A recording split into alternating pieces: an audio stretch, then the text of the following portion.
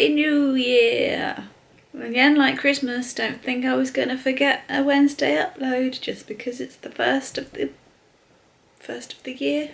Just because it's the 1st of January and it's New Year's Day. Obviously, I have not filmed this on the 1st of January because I am probably laying somewhere feeling sorry for myself. Because I went to a silent disco yesterday and probably drank a little bit too much, knowing me. So I did that with Adam and Pete. Our little escapade is probably going to be in a vlog soon as part of my 2 weeks off for Christmas series thing, whatever we're going to call it. But today I thought, as it's the 1st of the year, it's a new decade, it's 2020, we'd set some goals for the year. Whether we reach them, it doesn't really matter. I'm not a resolution person. I don't like them. I never keep them and I don't see the point in them personally. So I thought if I just thought of a few things that would be nice if I did this year, that would be nice. Whether as I say, if I stick to them, I stick to them. If I don't, I don't. I actually found this quite difficult because, and I hate to be so vague, but 2020 could be a big year for me and Pete, and don't really know what's going to happen at the moment, but I can't tell you what might come up. I'm sure a lot of you are now jumping to all sorts of conclusions that aren't right, but so be it. So be it. So these are very small goals, I guess, but nonetheless it'd be nice if it happened. So I'm going to start with the channel ones, the YouTube ones. I've got them on my phone. So obviously the channel's been running for a little while, so it'd be nice if I could increase the subscriber count, really. Build more of a community around it. If it doesn't happen, it doesn't happen, but that would be nice if that could be a thing. And to help that, and this probably goes against a lot of people's New Year's resolutions and goals and things, I actually want to do more on social media, particularly Instagram. I have an Instagram. It's in the doofer below. What's it called? The description box. There we go. But I'm not very good at uploading things, so I want to try and do some more on there. I'm thinking at the moment that I will probably start it fairly small and do stories when my videos come out on YouTube, and then do a photo of the week, because that will also then mean that I take more photos, and I think that would be nice. I like to have photos anyway, but I'm not very good at remembering to take them, which sounds really stupid, but it's true. So that's basically what I want to do for the channel. Nothing too big. Obviously I want to continue doing this and making videos and uploading Wednesdays and Sundays, so I need to think of some ideas and things, but that's not a goal, that's just something that I want to carry on. The goal for it is to make it bigger, I guess. The next one's basically about maintaining relationships. That's largely what they all cover, but as I said, the year could be a bit weird for me and Pete, so it's possible that we won't see each other quite as much. So I want to make sure that we do make time for each other, and that we at least have one day in the month that we do something together. Even if we have to pre-book that time in and say, right, that day is for me and you, that's what I want to do, just to make sure that we spend some time together, really. And I like going on adventures with Pete, so there's nothing wrong with that. We started alphabet dating years ago. For those that you don't know what alphabet dating is that you go on a date night or day and you do an activity that begins with that letter of the alphabet. So for A, we went for afternoon tea. B, we did badminton. We did a cookery class. What else have we done? J, we went to junkyard golf. So that kind of thing. I mean, but we sort of stopped. We, for some reason, just gave up. We got to L and then we haven't continued. So I want to carry on with that. Basically, I want to get to the end of the alphabet. But this whole thing is basically I want to spend some time with Pete. Carrying on the maintaining relationships theme. With my parents not being in London anymore, I want to make sure that we've got scheduled time in to see them. Whether that's them coming to London or us going up to see them. But I want to make sure that we don't... Basically, I want to see them like once a month somehow as well. But that might not be as feasible. Again, because we don't know what's going on this year. This is the problem with this video, is that I'm going to keep mentioning it, but I can't tell you what it is. So sorry if it's annoying. And obviously my brother as well. It'd be good to do some stuff with him. Since we don't go for dinner with my mum and dad, I see him less, so it'd be nice to make sure that I have something with him in. I say monthly for family and Pete, but that might not be able to do that, but seeing my brother and my parents might be something that I combine, so maybe, who knows, but we'll give it a go. We'll see what happens. And then the last one is obviously my friends. They are scattered around the country, so it does make it difficult to see them, and obviously they have lives too, so I just want to make sure that what I've started this year continues into next year, particularly with Josh and Pass, who you saw in one of my first vlogs, actually, the Godiva Festival one. They both work shifts because of their jobs, so it makes it even harder for us to come up with dates that we can all do, because obviously I can only do weekends with my job and they sometimes work them, so it does make it a bit more difficult, but we'll make it work. We'll find time to see them. That's that section on maintaining relationships. And then I guess it's just things for me. I hate the phrase self-love, but I guess that's what this is. Self-care, self-preservation, I don't know, whatever you want to call it. The first one I actually thought of, and this sounds so sad, but I'd like to take better care of my skin.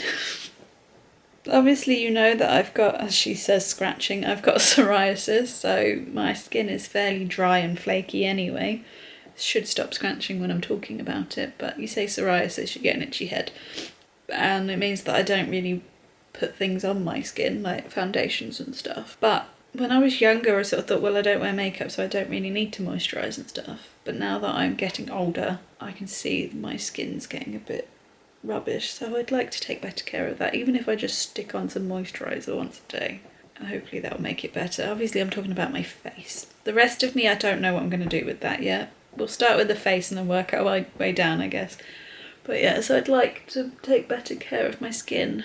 I always say this, and I always start and I do it for like 3 days and then give up because I'm lazy, mainly. We'll try again, basically. That's all I can do, is try again and hope that this time it sticks. Which is basically, it leads me on to the next one, because that's basically what I did with fitness and running. I gave it a go and hoped it stuck, and at the moment it has, so I want to maintain that. I want to carry on running. Obviously when I did my Catch to 5k video, any videos that I mention I'll put in the description box below if you want to watch them. But as I say, in the Catch to 5k video I said that I wanted to run twice a week in the winter. That's not happening.